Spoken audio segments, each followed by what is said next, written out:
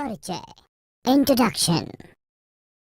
आज आईटी और IT systems हमारे दैनिक जीवन के व्यापक और अभिन्न अंग बन गए हैं। ऑनलाइन लेन देन यानी online transactions, online banking, online purchases, debit card का उपयोग, क्रेडिट कार्ड और हाउस होल्ड बिल्स का ऑनलाइन भुगतान आधुनिक जीवन का अहम हिस्सा है। हम खरीदारी, शिक्षा, मनोरंजन, व्यवसाय और कई अन्य उद्देश्यों के लिए कंप्यूटर्स का उपयोग कर रहे हैं। इसलिए हमारी पर्सनल इंफॉर्मेशन, मेडिकल रिकॉर्ड, कर रिकॉर्ड, स्कूल और कॉलेज रिकॉर्ड सहित सभी प्रकार के विवरण इन कंप्यूटर्स में जमा किए जाते हैं। साइबर सिक्योरिटी को कंप्यूटर सिक्योरिटी के रूप में भी जाना जाता है। साइबर सुरक्षा का अर्थ कंप्यूटर हार्डवेयर, सॉफ्टवेयर, डेटा या सूचना आदि, साथ ही कंप्यूटर सिस्टम के कामकाज को किसी भी प्रकार के नुकसान, डिस्ट्रप्शन एवं चोरी आदि से सुरक्षा देना है। साइबर सुरक्षा hardware, software, network, database code, internet operator और कंप्यूटर सिस्टम से संबंधित किसी भी चीज पर प्रत्यक्ष या अप्रत्यक्ष रूप से लागू कई सुरक्षा तंत्रों यानी मल्टीपल प्रोटेक्शन मैकेनिज्म का एक संयोजन है। कंप्यूटर पर बढ़ती हुई निर्भरता और समाज में बढ़ते हुए इंटरनेट और स्मार्टफोन के उपयोग की वजह से साइबर सुरक्षा अब प्रतिदिन और अधिक महत्वपूर्ण होती जा रही है। इस अध्याय में साइबर खतरों यानी साइबर थ्रेट्स, इन खतरों से सिस्टम और व्यक्तिगत जानकारियों की सुरक्षा, ट्रस्ट सील और सुरक्षित ब्राउजिंग के बारे में जानकारी शामिल है। आईटी के सामाजिक, कानूनी और नैतिक पहलुओं को भी इसमें शामिल किया गया है। मैलवेयर को आमतौर पर हानिकारक उद्देश्य वाले सॉफ्टवेयर कोड के रूप में परिभाषित किया जाता है, जो कंप्यूटर से डेटा चोरी या डेटा को नष्ट करने का प्रयास करता है। यह आमतौर पर एक ईमेल अटैचमेंट, सॉफ्टवेयर डाउनलोड या ऑपरेटिंग सिस्टम की कमजोरियों के माध्यम से कंप्यूटर में प्रवेश करता है। मुख्यतः मैलवेयर इन प्रकारों में पाए जाते हैं: वायरस, ट्रोजन हॉर्सेस और स्पाईवेयर। वायरस एक सॉफ्टवेयर प्रोग्राम है जो आमतौर पर आपके ज्ञान के बिना अन्य किसी सॉफ्टवेयर प्रोग्राम में स्वयं की प्रतिकृति बनाता है और स्वयं को छुपाता है। कंप्यूटर वायरस फैलाने का सबसे आम तरीका वायरस को किसी भी ईमेल अकाउंट में मौजूद एड्रेस बुक में दर्ज सभी मेल आईडीज को मेल द्वारा प्रेषित करके किया जाता है। कई बार वायरस सीधे तौर पर नुकसान नहीं पहुंचाते, लेकिन जब वायरस अपनी प्रतिकृति लगातार बनाना जारी रखते हैं तो नेटवर्क भारी ट्रैफिक की वजह से अंत में धीमा पड़ जाता है। इस तरह से ये कंप्यूटर की वर्किंग को काफी स्लो कर देता है। ट्रोजन हॉर्स एक सही और नुकसान नहीं पहुंचाने वाला सॉफ्टवेयर प्रतीत होता है, लेकिन ये चुपके से कंप्यूटर पर वायरस या किसी अन्य प्रकार के मैलवेयर को डाउनलोड कर लेता है।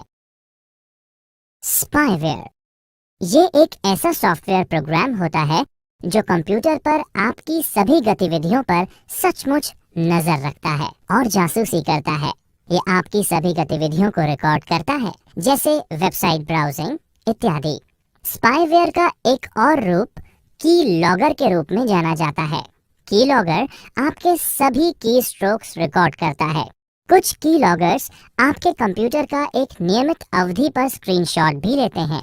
की लॉगर के द्वारा रिकॉर्ड किया हुआ डेटा बाद में जिस भी व्यक्ति या संस्था ने इसे इंस्टॉल किया है उसे भेज दिया जाता है। इसे ईमेल द्वारा भी भेजा जाता है। अज्ञात या अविश्वसनीय स्रोतों यानी अननोन और अनरिलायबल सोर्सेस द्वारा प्राप्त या भेजे गए लिंक्स को क्लिक या ओपन नहीं करके या ईमेल अटैचमेंट्स को डाउनलोड नहीं करके मैलवेयर से बचा जा सकता है। आपको ये भी सुनिश्चित करना चाहिए कि आपने एक मजबूत एंटीवायरस प्रोग्राम इंस्टॉल किया है और ऑपरेटिंग सिस्टम के नवीनतम अपडेट अपने कंप्यूटर पर इंस्टॉल किए हैं। फिशिंग हमले यानी फिशिंग अटैक में आमतौर पर आपको आपके ईमेल पर एक लिंक भेजा जाता है, जिसमें क्लिक करने पर आपको अपनी व्यक्तिगत जानकारी दर्ज करने के लिए कहा जाता है। इस जानकारी जैसे आपके पासवर्ड, नाम, जन्म तारीख, पिन आदि का इस्तेमाल करके हमलावर आपको आर्थिक रूप से अन्यथा किसी और प्रकार से नुकसान पहुंचा सकता है। फिशिंग ईमेल स्पैम ईमेल के मुकाबले ज्यादा खतरनाक होती है। आप ईमेल को खोलने के पहले उसके सोर्स की जांच करें और उसे ऑथेंटिकेट करें। अगर आपको ऐसा लगता है कि ईमेल भेजने वाले के बारे में आपको कोई जानकारी नहीं है, तो आप उस ईमेल को ओपन ही ना करें। ऐसा करके आप फिशिंग अटैक को रोक सकते हैं। पासवर्ड हमले, पासवर्ड अटैक्स। पासवर्ड अटैक में कोई अनजान व्यक्ति आपके सिस्टम या ईमेल खातों या बैंकों के ऑनलाइन खातों तक पहुंचने का प्रयास करता है, जिससे आपका पासवर्ड क्रैक किया जा सके। ये आमतौर पर अटैकर द्वारा अपने मशीन पर एक एल्गोरिथम या सॉफ्टवेयर का उपयोग करके किया जाता है, जहां हमलावर आपका पासवर्ड पता करने की लगातार कोशिश करता है। आप इस तरह के हमले को रोकने के लिए अपना पासवर्ड नियमित रूप से बदलें। इसके अलावा ऐसा पासवर्ड रखें जिसका अनुमान लगाना मुश्किल हो। आप अपने पासवर्ड में बड़े अक्षर यानी upper case letters, lower case letters, numbers और स्पेशल कैरेक्टर्स जैसे @ एक्सक्लेमेटरी, परसेंटेज, हैश आदि का मिश्रण रखें और पासवर्ड न्यूनतम 8 कैरेक्टर का रखें। आपको ये भी सुनिश्चित करना चाहिए कि आपके पासवर्ड किसी भी फाइल में स्टोर नहीं हो। Denial of service attacks. इस मेथड में हमलावर ट्रैफिक या डेटा को आपके कंप्यूटर सिस्टम को भेजने के लिए कई अन्य कंप्यूटर्स का उपयोग करता है, जो आपके कंप्यूटर सिस्टम को ओवरलोड कर देते हैं और आपका सिस्टम कार्य करना बंद कर देता है। इस हमले को रोकने का सबसे अच्छा तरीका ये है कि आप सिस्टम को ऑनलाइन सुरक्षा निगरानी यानी ऑनलाइन सिक्योरिटी मॉनिटरिंग में रखें। नियमित रूप से सॉफ्टवेयर अपडेट करते रहें और आपके कंप्यूटर सिस्टम में आने वाले डेटा की निगरानी करते रहें, ताकि आप सही समय पर इस समस्या को पहचान सकें और उसका समाधान भी कर सकें। मेलवर्टाइजिंग। इस प्रकार के साइबर हमले में साइबर हमलावर एक विज्ञापन नेटवर्क का उपयोग करके विभिन्न वेबसाइट्स पर संक्रमित विज्ञापनों को अपलोड कर देता है। आप जब इन वेबसाइट्स पर जाते हैं और इन विज्ञापनों पर क्लिक करते हैं, तो एक मैलवेयर आपकी मशीन पर डाउनलोड हो जाता है। इसे रोकने का सबसे अच्छा तरीका ये है कि आप कॉमन सेंस का उपयोग करें और उन विज्ञापनों पर क्लिक ना करें जो आपको अवास्तविक से लगते हों, जैसे मुफ्त सामान देने का वायदा करने वाले विज्ञापन। इसके साथ ही आप ये भी सुनिश्चित कर लें कि आपने एंटीवायरस प्रोग्राम इंस्टॉल कर लिया है और ऑपरेटिंग सिस्टम के नवीनतम अपडेट अपने कंप्यूटर पर इंस्टॉल कर लिए गए हैं। वेब हमले, वेब अटैक्स। अधिकांश वेबसाइट यूजर्स को वेबसाइट से इंटरैक्ट करने की सुविधा देते हैं। इन इंटरैक्शन के माध्यम से वेबसाइट व्यक्तिगत जानकारी या वेबसाइट द्वारा आवश्यक किसी भी अन्य इनपुट का विवरण पूछा जा सकता है। वेब आधारित हमले इन इंटरैक्शन के माध्यम से हो सकते हैं। SQL इंजेक्शंस में लॉगिन फॉर्म्स में उपस्थित यूजर नेम एवं पासवर्ड फील्ड्स के द्वारा SQL कमांड यानी स्ट्रक्चर्ड क्वेरी लैंग्वेज इनपुट करके सर्वर पर एग्जीक्यूट करवाया जाता है। इससे आपका सिस्टम गलत ढंग से काम करना शुरू कर देता है। ये सबसे आम साइबर अटैक्स में से एक है। सेशन अपहरण, सेशन हाईजैकिंग। ये साइबर हमला इतना आम नहीं है। इसमें हमलावर क्लाइंट मशीन और सर्वर के बीच एक ऑथेंटिकेटेड सेशन की निगरानी करता है, उस सत्र को अपने नियंत्रण में ले लेता है, अन्यथा खत्म कर देता है। DNS poisoning. जैसा कि आपको पहले बताया गया है, DNS यानी डोमेन नेम सर्वर डोमेन नामों जैसे www.rkcl.in को कंप्यूटर और रूटर समझने वाली भाषा IP एड्रेस में तब्दील कर देता है। DNS पॉइजनिंग द्वारा इस प्रोसेस के साथ छेड़छाड़ की जाती है और ट्रैफिक को किसी अवैध वेबसाइट पर प्रेषित कर दिया जाता है। इसके द्वारा प्राय आपकी व्यक्तिगत जानकारी चुरा ली जाती है। त्वरित समीक्षा। साइबर सुरक्षा यानी साइबर सिक्योरिटी क्या है? साइबर सुरक्षा खतरों यानी साइबर सिक्योरिटी थ्रेट्स के प्रकार क्या हैं? कैसे सुरक्षित वेबसाइट्स या पोर्टल्स को पहचानें? How to identify safe websites and portals. Internet हमारी जिंदगी में क्रांतिकारी परिवर्तन लाया है। ये हमें समाचार पढ़ने, मनोरंजन का आनंद लेने, अनुसंधान करने, छुट्टियां बुक करने, खरीदने और बेचने, सीखना, बैंक और अन्य कई रोजमर्रा के कार्य करने में सक्षम बनाता है। हालांकि ऑनलाइन कार्य करने के साथ कई खतरे भी जुड़े होते हैं। ये खतरे मैलिशियस वेबसाइट्स पर जाने से या आपकी व्यक्तिगत जानकारी के लीक होने से हो सकते हैं। दुर्भावनापूर्ण, आपराधिक या अनुपयुक्त वेबसाइट्स, मैलिशियस, क्रिमिनल और इनएप्रोप्रिएट वेबसाइट्स पर जाने के ये जोखिम हो सकते हैं। वायरस और स्पाईवेयर, सामूहिक रूप से मेलवेयर के रूप में जो जाना जाता है।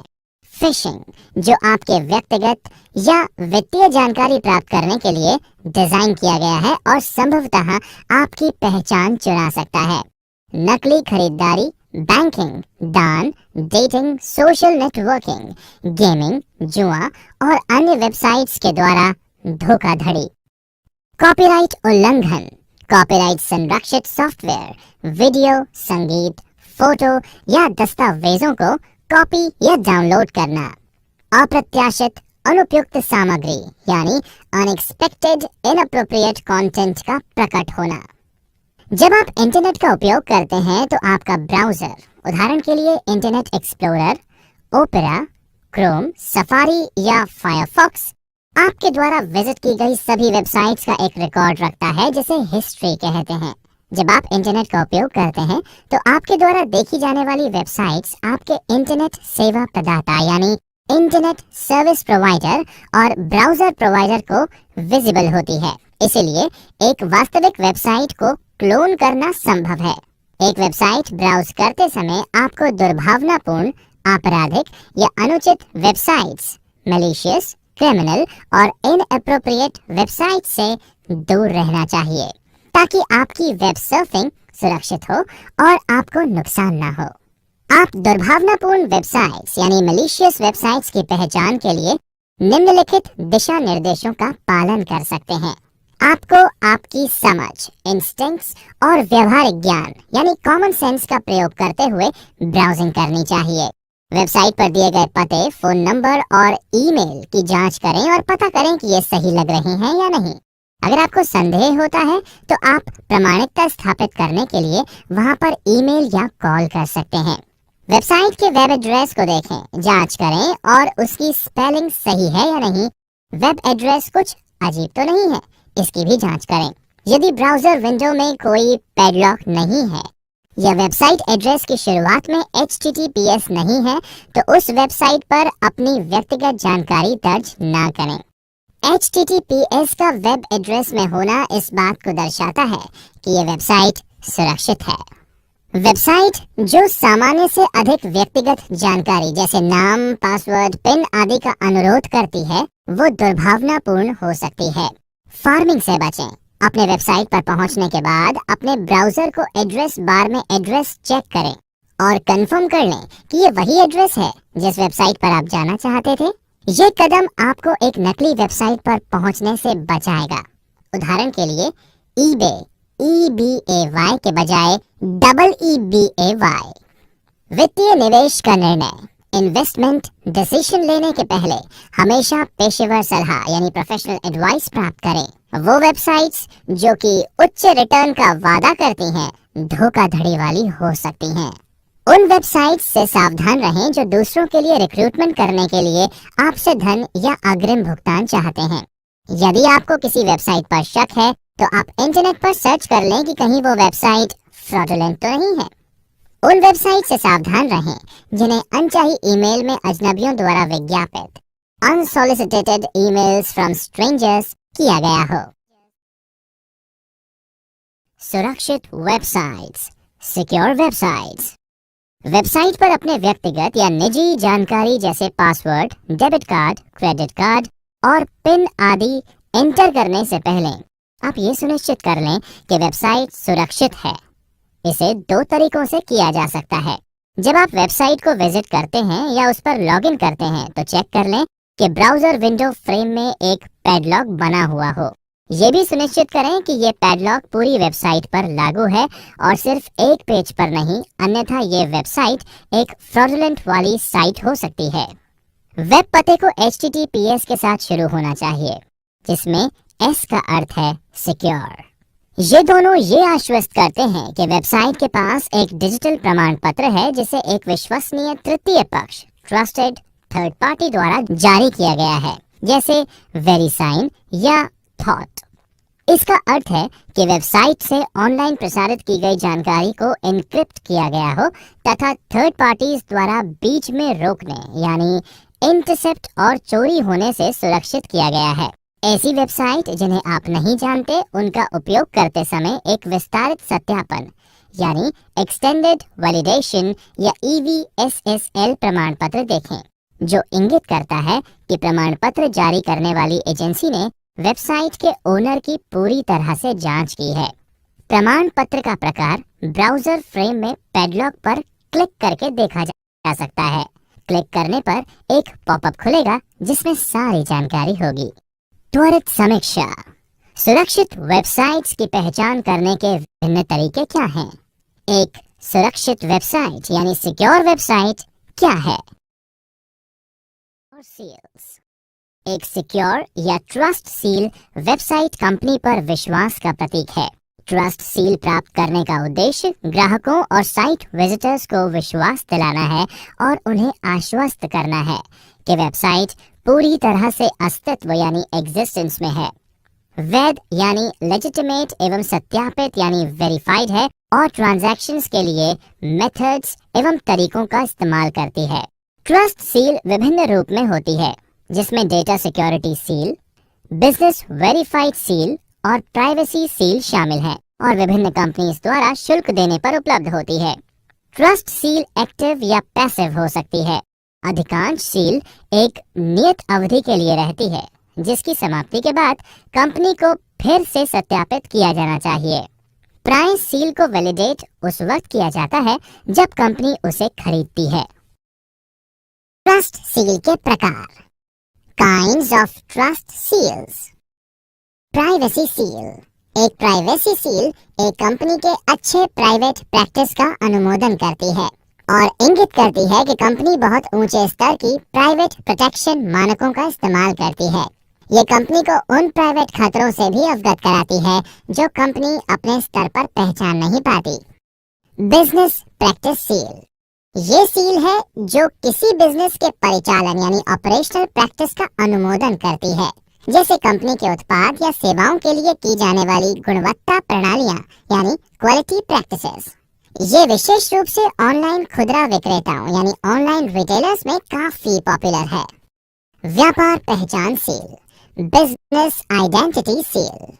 एक बिजनेस आइडेंटिटी यानी व्यवसायिक पहचान सील, जिसे एक वेरीफाइड एग्जिस्टेंस यानी सत्यापित अस्तित्व सील भी कहा जाता है।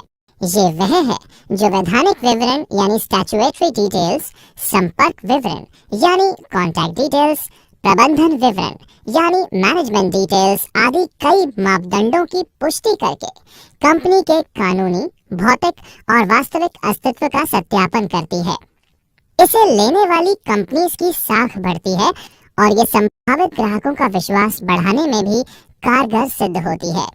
एक सत्यापित ट्रस्ट सील यानी वेरीफाइड ट्रस्ट सील देने वाली कंपनी पूरी मेहनत एवं परिश्रम से ही किसी भी बिजनेस को सत्यापित करती है।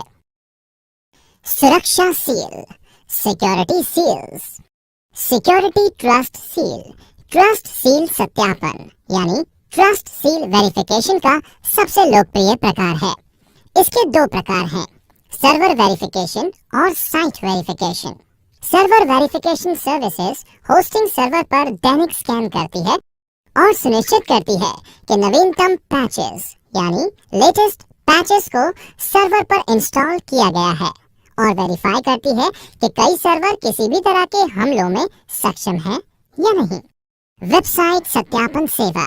वेबसाइट वेरिफिकेशन सर्विसेज जांच करके ये सुनिश्चित करती है कि ग्राहकों को सामान्य परिस्थितियों में सामान्य खतरों यानी cross site scripting XSS SQL injection से सुरक्षित किया गया है। आपकी कंपनी का ईमेल निजी नहीं है।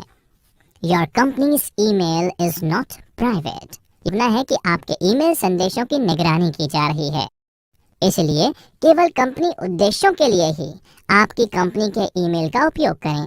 अगर आपको निजी तौर पर ईमेल करने की आवश्यकता है तो आप अपना निजी ईमेल अकाउंट जीमेल या याहू इत्यादि पर बना सकते हैं। अपने ईमेल हस्ताक्षर का प्रयोग करें। Use a signature with your contact information. आपको अपना ईमेल हस्ताक्षर यानी ईमेल सिग्नेचर का उपयोग करना चाहिए, जिसका इस्तेमाल ईमेल भेजने और जवाब देने के दौरान किया जाता है। आपके ईमेल हस्ताक्षर में आपका नाम, पदनाम, कंपनी का नाम, संपर्क नंबर, ईमेल पता, वेबसाइट आदि का लिंक शामिल हो सकता है। स्पेल चेकर का प्रयोग करें। Use spell checker.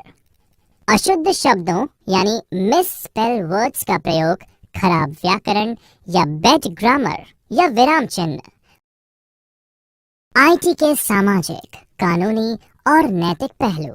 Social, legal and ethical aspects of IT. सूचना प्रौद्योगिकी, जिसे आमतौर पर आईटी कहा जाता है, हमारे समाज में एक महत्वपूर्ण भूमिका निभा रहा है। आईटी हमारे जीवन के हर क्षेत्र में मौजूद है। घरों से कार्यालयों तक, सामान्य स्टोरों से बड़े संगठनों में, गैर सरकारी संगठनों और सरकारी विभागों में और इसी तरह कई और स्थानों पर आईटी और आईटी सक्षम सेवाएं यानी आईटी एनेबल सर्विसेज बहुत तेज गति से बढ़ रही हैं। आईटी समाज में विकास एजेंट की भूमिका निभा रहा है, लेकिन साथ ही साथ हम साइबर अपराध यानी साइबर क्राइम, कॉपीराइट मटेरियल की चोरी यानी पायरेसी ऑफ कॉपीराइटेड मटेरियल, साहित्यिक मटेरियल की चोरी यानी प्लेगियरिज्म, जालसाजी आदि घटनाओं से भी परेशान हो रहे हैं। सोशल नेटवर्किंग के बढ़ते गहरे प्रभाव की वजह से जहां एक तरफ लोग अपने करीबी लोगों के साथ जुड़ते जा रहे हैं, वहीं दूसरी तरफ साइबर अपराधी यानी साइबर क्रिमिनल्स सामाजिक इंजीनियरिंग यानी सोशल इंजीनियरिंग के जरिए लोगों की कीमती जानकारी प्राप्त करके उन्हें नुकसान पहुंचाने की रणनीति तैयार कर रहे हैं। डिजिटल साक्षरता यानी डिजिटल लिटरेसी में वृद्धि के कारण हम साइबर अपराधों में भारी वृद्धि देख रहे हैं। हालांकि सरकार इन स्थितियों से निपटने के लिए अपने कानूनी ढांचे यानी लीगल फ्रेमवर्क में आवश्यक सुधार कर रही है एवं दिशा निर्देश बना रही है। हमारी संस्थाएं, कंपनीज और फर्म ISO यानी इंटरनेशनल ऑर्गेनाइजेशन फॉर स्टैंडर्डाइजेशन की अंतर्राष्ट्रीय आवश्यकताओं और दिशा निर्देशों को पूरा करने के लिए खुद को तैयार कर रही हैं। ISO 27001 अंतर्राष्ट्रीय साइबर सुरक्षा मानदंड यानी इंटरनेशनल साइबर सिक्योरिटी स्टैंडर्ड है, जो एक सूचना सुरक्षा प्रबंधन प्रणाली यानी इंफॉर्मेशन सिक्योरिटी मैनेजमेंट सिस्टम की स्थापना, कार्यान्वयन, संचालन, निगरानी, समीक्षा, रखरखाव और सुधार के लिए एक मॉडल प्रदान करता है।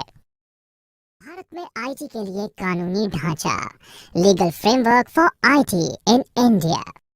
भारतीय आईटी अधिनियम 2000 यानी इंडियन आईटी एक्ट 2000 ये भारत में साइबर अपराध और इलेक्ट्रॉनिक कॉमर्स से संबंधित प्राथमिक कानून यानी प्राइमरी लॉ है। ये अधिनियम इलेक्ट्रॉनिक अभिलेखों और डिजिटल हस्ताक्षरों को मान्यता देकर इलेक्ट्रॉनिक प्रशासन के लिए कानूनी रूपरेखा यानी legal framework for electronic 65 section 65 computer source code के साथ छेड़छाड़ यानी टैंपरिंग, धारा 66 हैकिंग और कंप्यूटर अपराध, धारा 43 इलेक्ट्रॉनिक अभिलेखों यानी इलेक्ट्रॉनिक रिकॉर्ड्स के साथ छेड़छाड़ करना, धारा 67 इलेक्ट्रॉनिक रूप में अश्लील यानी ऑब्सीन जानकारी छापना। भारतीय कॉपीराइट अधिनियम 1957, इंडियन कॉपीराइट एक्ट 1957। ये कॉपीराइट अधिनियम ये निर्धारित करता है कि कोई भी व्यक्ति जो जानबूझकर कंप्यूटर प्रोग्राम की एक अवैध प्रति यानी illegal copy of computer program बनाता है, ये पनिशेबल होगा। कंप्यूटर प्रोग्राम्स हेतु कॉपीराइट प्रोटेक्शन उपलब्ध है, लेकिन कोई पेटेंट प्रोटेक्शन नहीं है।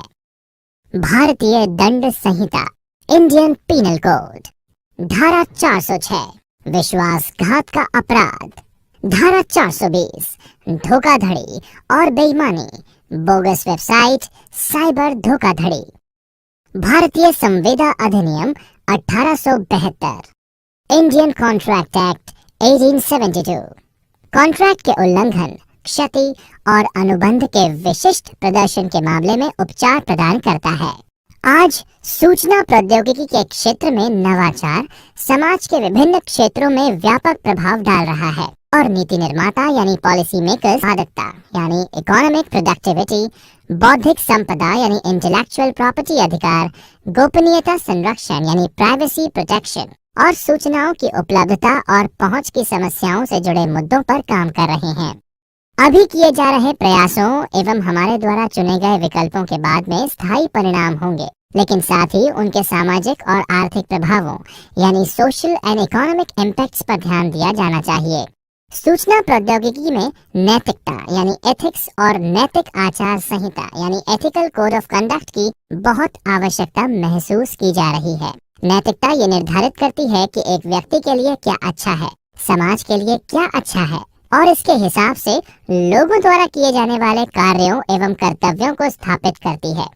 आईटी या कंप्यूटर एथिक्स में पेशेवर नैतिकता के बारे में बताया गया है, जिसमें कंप्यूटर प्रोफेशनल अपने पेशे के भीतर अच्छे अभ्यासों द्वारा नैतिकता के मानदंडों को लागू करते हैं। आईटी में नैतिक प्रथाओं यानी एथिकल प्रैक्टिसेस का उपयोग आईटी के कानूनी और सामाजिक पहलुओं को मजबूत करने और आईटी और आईटी सक्षम सेवाओं का आदर्श उपयोग ideal use of IT and IT enabled services करने में मदद करेगा, जिससे साइबर अपराधों यानी साइबर क्राइम्स को भी रोकने में मदद मिलेगी। त्वरित समीक्षा। एक उचित ईमेल या प्रॉपर ईमेल लिखने के लिए किन बातों का ध्यान रखना चाहिए? आईटी के लिए कानूनी ढांचे यानी लीगल फ्रेमवर्क क्या है?